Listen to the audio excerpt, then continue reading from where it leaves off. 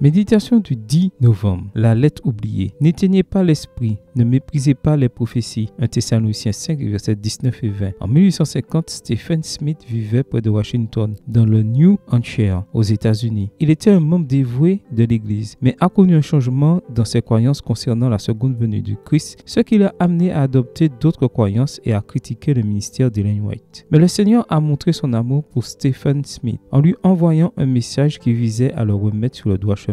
Il l'a fait par le biais d'une lettre écrite par Ellen G. White. Malgré cela, lorsque Stephen l'a reçue, il a été furieux et a décidé de la ranger dans une vieille malle chez lui. 27 ans ont passé. En 1884, Stephen Smith, devenu un vieil homme, a commencé à lire Adventist Review. Certains articles l'ont ému et il a dit « c'est la vérité ». Et il s'est rendu compte que c'était Ellen White qui l'avait rédigé. Au fur et à mesure qu'il lisait ces articles, sa femme et d'autres personnes ont vu un changement remarquable dans sa vie. En 1885, Eugene W. Forsworth, un prédicateur adventiste, dirigeait une série de réunions de réveil. Comme Stephen Smith le connaissait, il a décidé de parcourir 19 km pour assister au service du sabbat. À la fin, il s'est levé et a dit « Il est évident pour toute personne honorable que Dieu est derrière le mouvement adventiste et qu'il est contre ceux qui s'y opposent. Je désire de tout mon cœur me joindre à l'église. » Au bout d'un certain temps, Stephen Smith a réfléchi à son passé. Il s'est souvenu de l'ancienne lettre d'Ellen White et, pour la première fois depuis 28 ans, il a été curieux de la lire. Les mains tremblantes, il a ouvert la vieille malle et a déplié la lettre. Il trouva une description détaillée de ce que serait sa vie s'il persistait dans sa conduite impie. En repensant aux 30 dernières années passées loin de Dieu, il a vu que les prédictions de la lettre s'étaient réalisées. Le sabbat suivant, il a rendu un autre témoignage sur l'amour de Dieu pour les pécheurs et sur la direction divine de l'Église par l'esprit de prophétie. Et toi, comment reconnais-tu dans les Écritures et les écrits d'Ellen White les conseils inspirés par Dieu? Les Écritures affirment: ayez confiance dans le Seigneur, votre Dieu, et vous serez fortifiés. Ayez confiance en ses prophètes, et vous triompherez. 2 Chroniques 20, verset 20, Bible en français courant. Amen. Bonne journée à toi et que le Seigneur te bénisse.